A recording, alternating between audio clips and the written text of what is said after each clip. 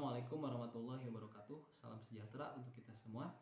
Saya Ali Mukhlis, mahasiswa Universitas Nusa Putra, program studi Teknik Mesin.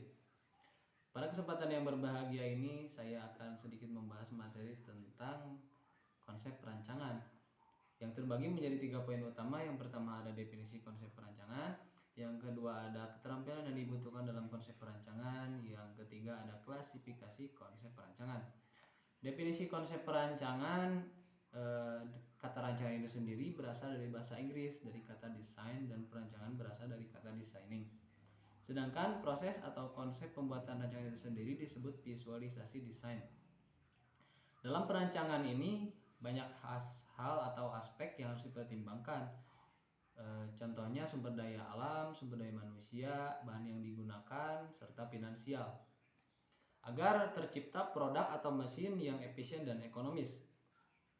Kemudian dalam membuat atau merancang produk yang baru ini banyak hal yang harus dikuasai, berbagai ilmu yang harus dikuasai. Contohnya matematika, mekanika teknik, gambar teknik, dan lain-lainnya, agar tercipta suatu produk dan mesin yang maksimal dan sesuai yang kita harapkan. Kemudian di poin yang kedua ada keterampilan yang dibutuhkan dalam konsep perancangan, yang terbagi menjadi 8 poin utama. Yang pertama ada konsep pembuatan sketsa, gambar teknik, dan rancangan komputer. Yang kedua ada konsep sifat dan karakteristik material. Yang ketiga ada konsep pembebanan dan gaya. Yang keempat ada konsep mekanisasi. Yang kelima ada konsep pergerakan, kinematik, dan dinamika.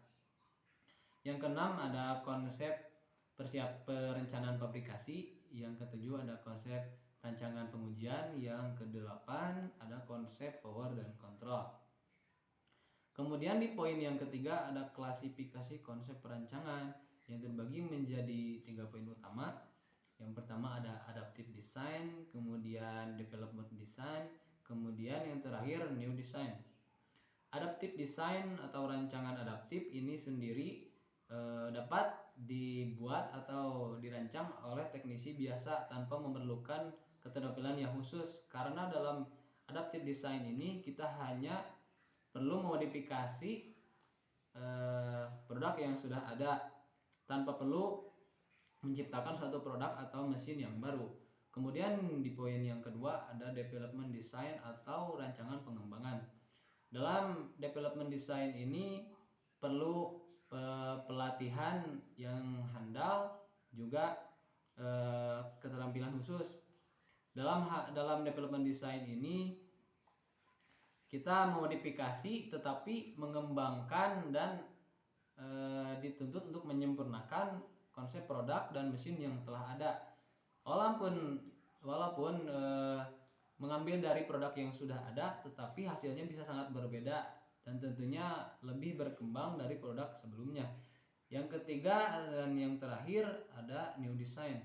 Dalam new design ini perlu teknisi khusus, terampil dan handal, karena dalam new design ini kita dituntut untuk membuat produk baru yang lebih berkembang, membuat produk itu sendiri yang lebih berkembang, lebih efisien, lebih ekonomis dari produk-produk yang telah ada sebelumnya. Mungkin hanya itu di episode kali ini. Untuk lebih jelasnya dan materi selanjutnya semoga bisa kita bahas di episode yang selanjutnya. Terima kasih telah menyaksikan. Wabillahi taufiq wal hidayah. Wassalamualaikum warahmatullahi wabarakatuh.